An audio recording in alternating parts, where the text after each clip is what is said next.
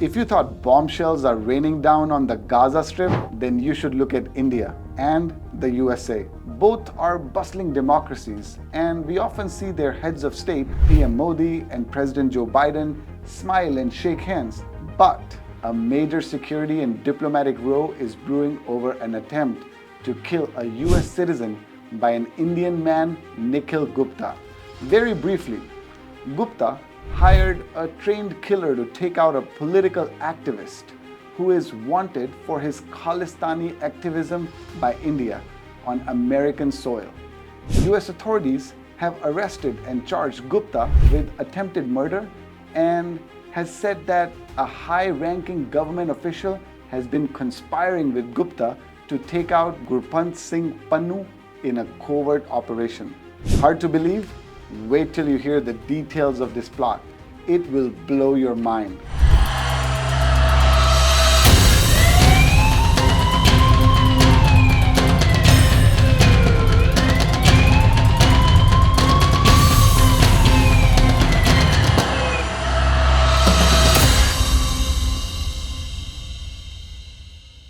The Financial Times broke this story first, and it created ripples immediately.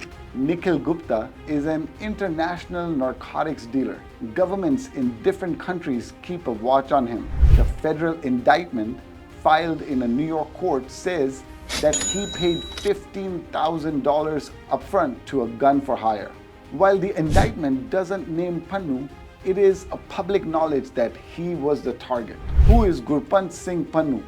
He is an active voice for pro-Khalistani movement, a separatist state for Punjab within India. He speaks at public rallies and highlights the conflict that India has had with a section of Punjabi population since the storming of Golden Temple in Amritsar and the assassination of the Indian Prime Minister Indira Gandhi.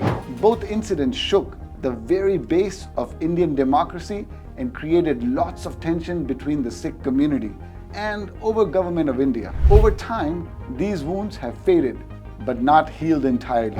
The Sikh community protests and speaks up for an independent state in both USA and Canada today. Their rights as citizens allows them free speech and expression. Pannun is general counsel to a pro-Khalistani organization. Not helping matters in a growing row, he has now issued a threat to India that pro-Khalistani insurgents will shake the foundation of parliament before December 13th. Reason behind his threat?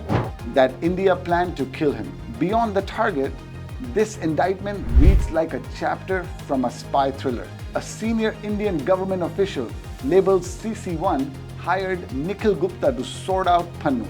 Gupta in turn reached out to an official assassin. His paycheck for killing this would be $100,000. Wow, that's a lot of money. It adds up to nearly 83 lakhs in Indian rupees. Coming back to the plot, the hired assassin turned out to be a DEA undercover agent, as in a narc. He was in touch with Gupta to keep an eye on his activities. He tipped off the US authorities. They located Gupta in Czech Republic in 2022, where he was on a holiday. He had work to do as well. Like a drug trader from the film, he mixed work with pleasure. Turns out Czech drug police also had him on their radar. They arrested him for other illicit activities. They handed him over to the US authorities in November 2022. Since then, the Americans have investigated this case thoroughly and prepared a detailed charge sheet, or as the US calls it, indictment. Now, as things stand, the US has reported that this case has an Indian official of high rank running the operation from India to the government. Acting maturely, they have used the diplomatic route. The heat is on, as high-ranking US officials like the FBI chief and to the chief of US National Intelligence have been checking up with the Indian counterparts. On this part, India has said it's a matter of concern and has set up a high-level committee to investigate if an officer from India's government service has been running this covert operation. It also emerges that the official was posted in Gujarat. Being PM Modi's home state for quite some time, proximity of some people in his government to the Gujarat cadre is no secret. So far, without making a noise about it, the US has been talking stern action against the attempted assassination. Station chiefs of the RAW, India's intelligence wing, have been asked to leave from San Francisco and Los Angeles. Pressure is being put on India's diplomatic cadres to come up with concrete answers. The US response, according to me, has been balanced and proportionate. It is also a necessary response. Pannun has connections with Hardeepsinghnijjar, the Khalistani leader who was killed in Canada. They never attempted to hide their allied interests. When Canadian Prime Minister Justin Trudeau reacted by stating the Indian intelligence ordered his killing, India spoke against his impulsive reaction and called him out. But the story is different now. The Indian government seems unable to hide its fingerprints found all over this indictment. It is worth taking note of how the US has raised this matter with India. While both PM Modi and US President Joe Biden have exchanged visits and conversations this year, the Americans have followed proper channels and raised this matter through its diplomats. It has not made a knee-jerk response at any stage. It has asked for a valid and transparent investigation from India's government to find out if an Indian official was involved. How many people in government knew, and if they did know, who ordered the final hit? Who sanctioned the payout of nearly $1 crore for this operation? Curious facts have also come up. Nikhil Gupta, who is wanted for his narcotics dealings in different countries, finds no mention in India's narcotics watch list. As the indictment states, perhaps his name has been wiped off these records so that Nikhil can do his government's bidding. This speculation doesn't seem irrelevant. Over the past decade, India has shared a contradictory relationship with America. Both countries talk about democratic values and economic growth as mutual interests. Both want to manage the growing power and reach of China over Asia and the global economy. Both have a history of knowledge exchange and exchange of human capital. But India has put trade and commerce restrictions on global companies that have limited their growth in the country. Look at its complicated relationship with Amazon and with Meta. India has cried foul over any criticism in the Western media over its government's reaction to political protests. It has also reacted sharply against ratings agencies from the US when they changed the Indian economy's ranking. It's fair to say that the Indian government has been touchy over any engagement of the West that even borders on criticism. This does not tally with the democratic values, does it?